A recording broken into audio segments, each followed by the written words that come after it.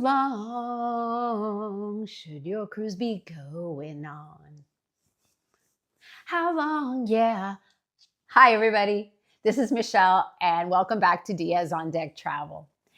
Today, I want to talk to you about the perfect length for a cruise and what that means to you. Also, we're going to talk about some cruise news and what is coming to the channel.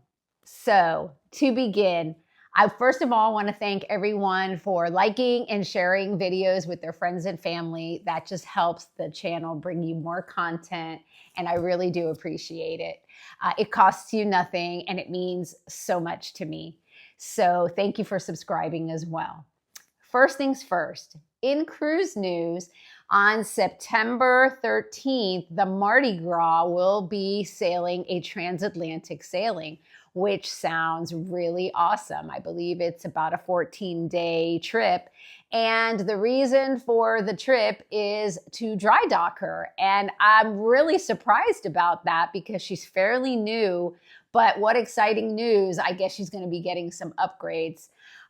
One thing I could say about the Mardi Gras is that after sailing her several years in a row, she is a magnificent XL class ship. So as far as those XL class ships go, kudos Carnival. I really, really do enjoy them. They are beautiful. And I think one of the things I really liked about sailing on the Mardi Gras was that it was an 8-day sailing, not a 7. I know it's only 1 day more, but I like as much time out on the sea as possible. And it went to Grand Turk, which, oh my gosh, I love Grand Turk. So if you've never been, you definitely need to check it out. Also, the MV Gemini was docking in Piraeus, Greece, and ran into the pier, and they've got this big gash in the hull. And more than likely, they will dry dock it to fix it. But I think at the moment, she's still sailing, so they probably just put a glue patch on it and just kept on going. Also in cruise news, the first steel was laid for the new, not to be named yet, Icon class ship from Royal Caribbean, as they did this right after the float out of Legend of the Seas. So that's pretty exciting news. And when they lay the steel, they put down coins underneath to give prosperity and good fortune. So we cannot wait to hear what the name of that ship is going to be. Maybe it's going to be Fortune of the Seas or Prosperity of the Seas. I'm voting for Idol of the Seas, but you know, that's just me. So let's talk about what makes the perfect cruise length for you. For me, it's about 8 to 10 days. And the reason for that is, you know, on a short cruise, they're great. They're a super quick getaway. And, you know, you can have a lot of fun in a short amount of time. But how do you see everything? I mean, I went on the Utopia and I thought I had seen everything. And yeah, I found out later I missed like 2 decks. Never made it up to the mini golf, never made it up to the surf rider. And, you know, how do you do that in 3, 4, 5 days? I find it hard. So, you know, what is the perfect length? You know, cruises run between 2 and 5 days, 6 and 8 days, 10 and 14 days. And there's even cruises that are around the world, 114 days, 182 days. I mean, what makes the number of days right and specific for you? You know, when the Villa V first announced that they were going to offer residences, I thought, wow, people are going to live on the ship. I mean, at some point, that would be a dream for me. But would that be a dream for you? Would you be able to go on a ship and not return home for a while? I mean, I guess that becomes your home. So, you know, people retire on cruises. I've heard of, you know, people saying that it's cheaper and more economical to live on a cruise ship than it is to live in a retirement community. And if you love being on the sea, I mean, wouldn't that be just perfect? I know it's kind of a pipe dream for me at some point, but, you know, I'm a long ways off from there.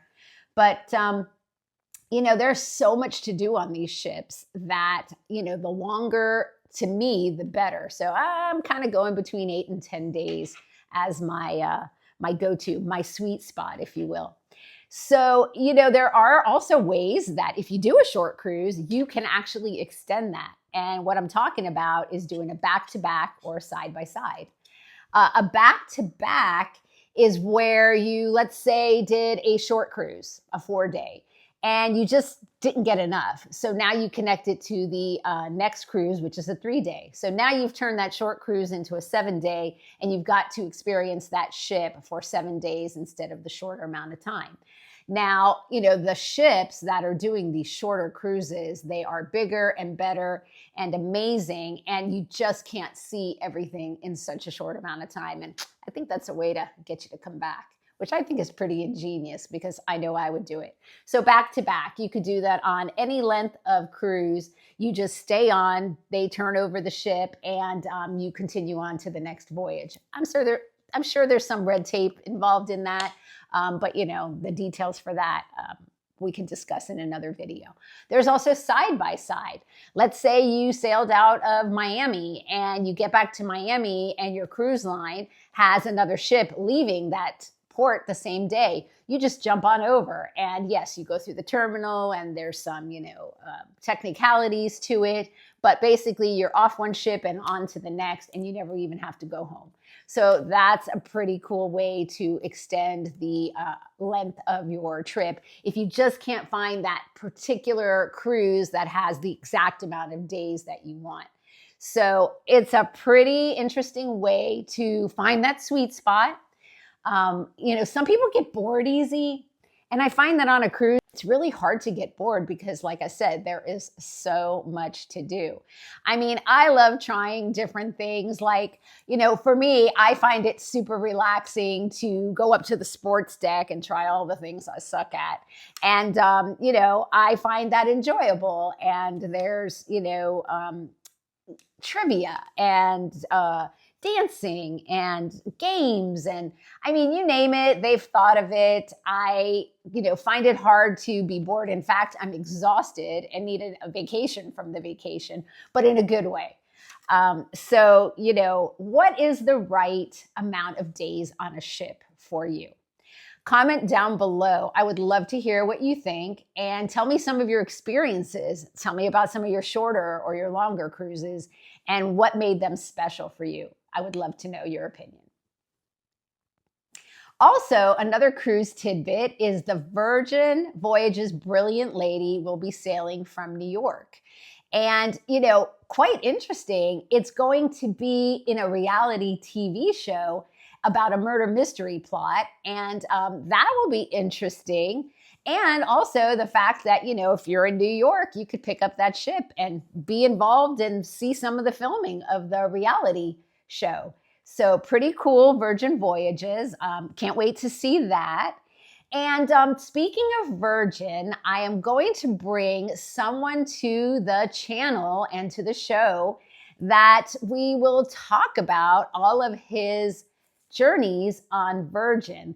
I love to bring someone in and let you hear how their experience was and tell you all the things they loved about it. I love firsthand information. And normally, you know, I like to make my own judgment on, you know, a cruise or my experience. But this is somebody's opinion whom I value, and I know he will be on board and unfiltered about how he feels about it and what he experienced. So I'm looking forward to bringing him on. Also, I have another guest that I'm going to bring on, and she's going to tell us about her experience with Princess Cruises and going to Alaska. They incorporated a land tour before the cruise actually took place, and just the pictures were amazing and the experiences were amazing. And so we're going to bring them on the channel and let you hear from them directly. So speaking of the channel, I want to tell you what else I'm going to be doing. I am going to be incorporating into the channel some of my travel essentials, and just want to show and share with you some of the things that I like to take as far as travel things, bags or toiletry case or gadgets or even some of the fashion. I do get asked a lot about what I wear on cruises. And those of you who know me know I have this whole section in my closet that's dedicated to cruises only, not to be worn in your hometown. And, I love sharing that information. We talk about a lot of that, when I see you face to face. So that is something else I want to bring to the channel. And once I get that going, I will put the links up for you to enjoy. Also, we are getting ready to go on our next adventure. And so you probably won't see another video from me until I'm about to board that ship. And I'm not going to tell you which one it is yet, but you will definitely be there. And we're also going on a Halloween adventure. And that is the first time I'm doing a cruise-themed Halloween trip. And there will be costumes and yeah, they'll be interesting, I hope. So we'll see about that. I just hope that the Halloween party is inside because I really don't want to get sweaty in my costume. I mean, yeah. But anyway, so that's some of what's going on. And again, I want to thank you so much for liking, sharing, and subscribing. And I will probably post some packing videos just so you can see the little organizational diva that I am when I start packing. Yes, I call that OCD, organizational compulsive divaness. I find that when I pack, I have to organize the drawer of whatever I've taken out of that drawer. And yeah, because knowing I've pulled things out and I left the drawer not organized just kind of makes me, bonkers. And yeah, it's also a great way to see what you have in the drawer and that things that you might want to take on your trip that you forgot about because, they're just kind of in the back of the drawer. So anyway, it's funny stories and little quirks that bring us all together in the world. So thank you for watching, and I hope you will like and subscribe and follow down below. Bye for now, and remember, now I'm really going to see you on deck.